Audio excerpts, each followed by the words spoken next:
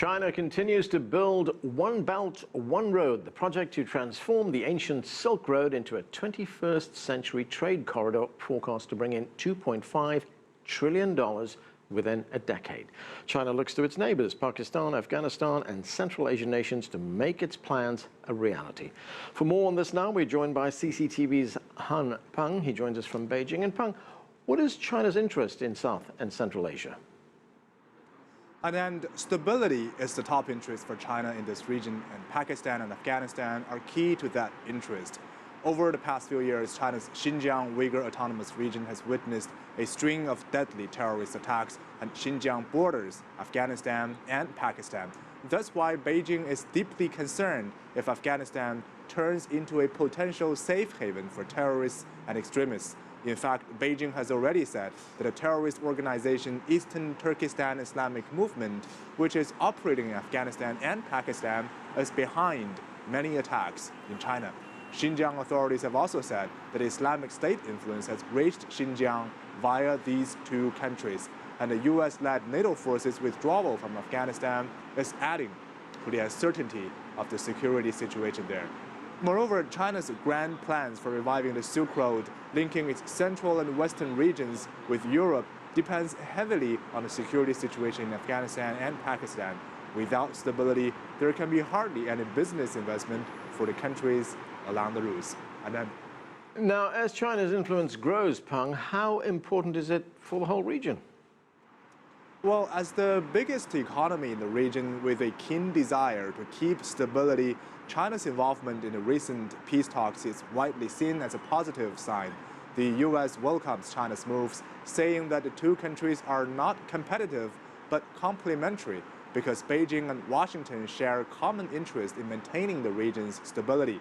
Beijing is concerned that the instability from Afghanistan will spill over to its western border, particularly Xinjiang, and Washington wants to avoid an Afghan spiral into the political chaos and violence that has engulfed Iraq, another country the US invaded after the 9/11 attack. Meanwhile, China is a close partner of Pakistan, which many Chinese call the Iron Brother of China. So China's involvement there is also helpful for Pakistan to restore stability and avoid more potential terrorist attacks. Now, Peng, the peace talks have restarted in Pakistan. How can China help stabilize the region? China has already attempted a first time to start a peace talk in the summer of 2015, but it achieved little. This year, Beijing seems determined to try again. Foreign Minister Wang Yi called on all relevant countries to contribute to seeing the peace talks restarted at the Heart of Asia Ministerial Conference last month. On the sidelines of the conference, he held individual meetings with Afghan President and Pakistani Prime Minister, as well as a four-party meeting, bringing together Afghanistan, Pakistan, China, and the United States. At the same time, however, China upholds the decades-long principle of non-interference in other countries' domestic affairs, which means it treads carefully with respect to mediation. China's Foreign Ministry spokesperson Wang Honglei said on Monday that China supports what he calls the Afghan-led and Afghan-owned reconciliation process and stands ready to play a constructive role to that end. Thanks, Peng. That's CCTV's Peng reporting from Beijing. Joining us now from Beijing is Hailin, Chief Secretary of South Asia Studies at the Chinese Academy of Social Sciences. Omar Samad is an advisor to the Chief Executive of Afghanistan and that country's former ambassador to Canada and France. And from Islamabad, Masood Khan is Pakistan's former ambassador to China and the United Nations. Thanks to all of you for joining us. Ambassador Samad, let me start with you in the studio. We have these talks which are ongoing to end the war in Afghanistan. What do you hope will come out of them? Well, as you know, these talks had started earlier this year and were interrupted at some point because the Afghans found out that Mullah Omar was dead and that talks were being carried under his name while he no longer was alive.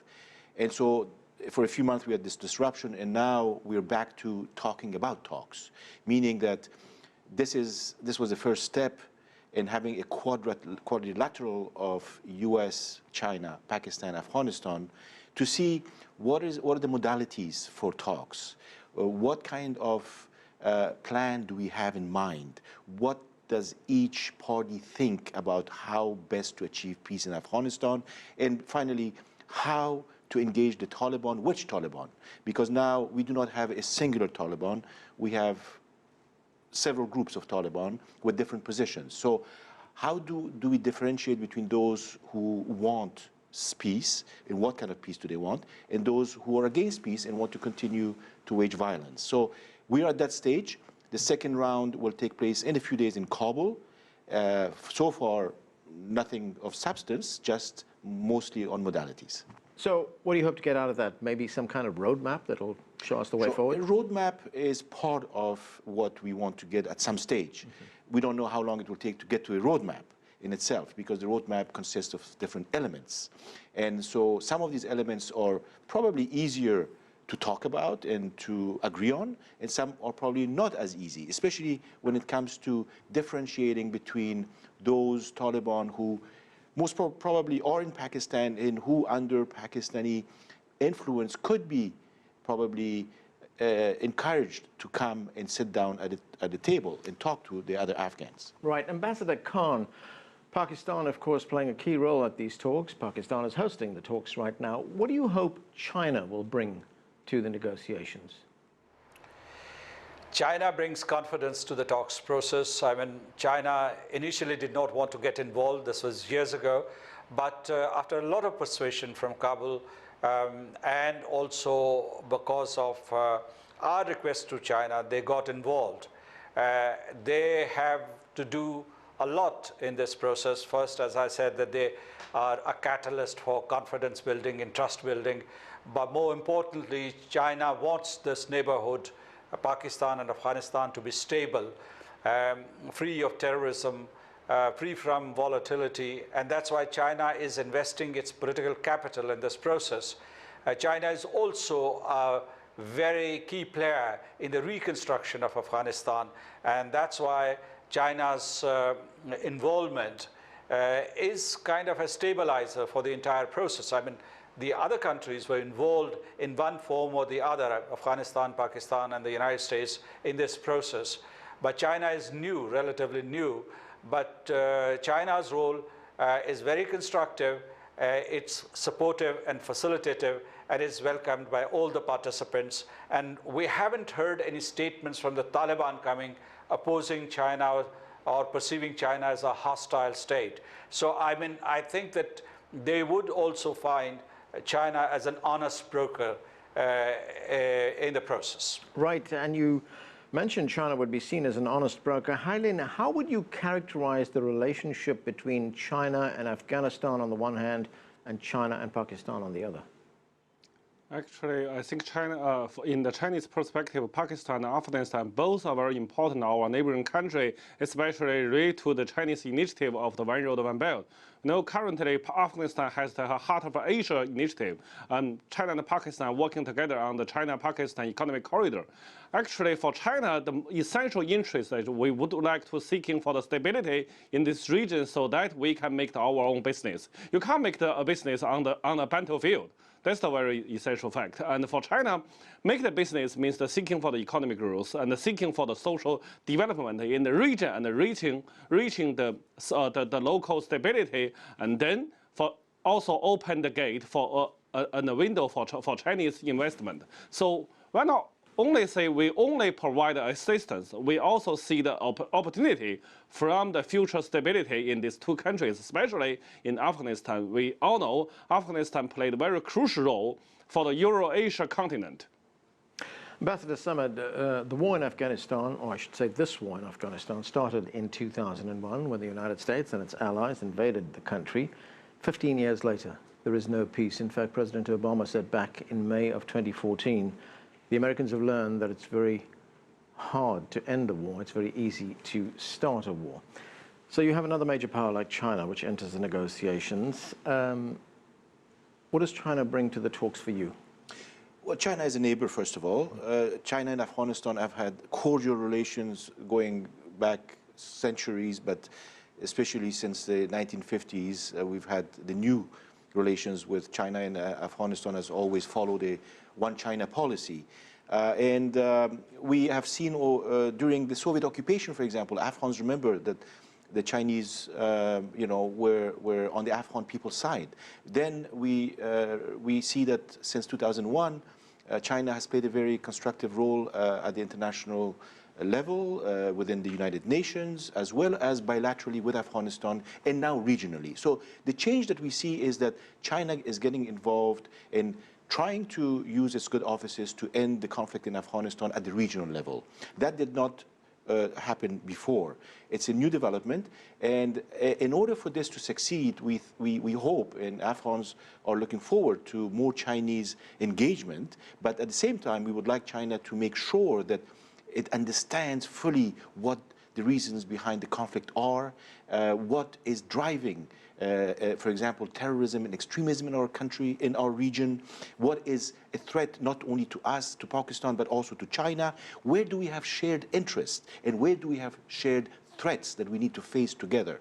And for that to happen, I think that China needs to engage further with Afghans, with Afghanistan, understand where we stand, and then take the steps that are necessary, both on the economic side, on the development side, on the investment side, as well as on peace building and peacemaking, which is what we're doing. We think that without the peace building piece and part, we will not be able to achieve the others. And I think this is what China has realized. All right, Ambassador Khan, of course, the point of these talks is to get the Afghan Taliban and the Afghan government to some kind of peace agreement, to some kind of political settlement. How much influence does Pakistan exercise over the Afghan Taliban? We have a modicum of influence, but we do not have absolute influence. We would try to persuade them. Our advisor to the Prime Minister, delivering his keynote address before the negotiators gather here for four-country talks, he said that we have to use incentivization and encouragement rather than coercion to bring the Taliban back to the negotiating table, because that's the key challenge that we are facing right now. They have to be brought to the negotiating table. The Afghanistan government is ready to engage the Taliban, but Taliban have not given a definite signal yet. So that remains a challenge. In that context too, China can help a lot. China and Pakistan are trusted allies. And we've been working together. And Hailin also mentioned CPEC, which connects us even more closely, and that has prospects for Afghanistan too. But here what we have to do, I mean, you talked about Pakistan's influence, but I think that all the four countries involved in this quadrilateral process, they have to exercise their judgment and their ingenuity to bring the Taliban back to the negotiating table. And that's why it is important to adopt a flexible approach. We should have realistic targets, and we should have an approach that works. It should be pragmatic, because if we have preconditions from either side, this process might collapse even before it takes off. And so we have to work very hard on the Taliban groups. Now we are using the term groups in the plural rather than in the singular, because you do not have a semblance of unity within the Taliban group. And I think it's the expectation of the Afghan government that when the Taliban come to the negotiating table, they do not come as splintered groups or as a self-proclaimed parallel government or emirate, but as a group and with one voice. And that's the challenge that we are facing. And Pakistan would do its best to make that happen. But as I said earlier, we do not have absolute influence. We have some influence which we would like to exercise in good faith.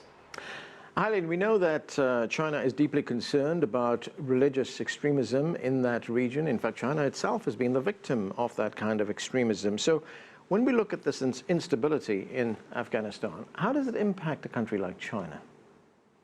Actually, we all know for the last 20 years, China is also suffering a lot of the violence infiltration from Afghanistan, from the Central Asia to Chinese territory. So also, China clearly realized if Afghanistan there is no peace, no stability, China is also suffering from that. So it's very clear, just like the ambassadors Omar mentioned in our discussion.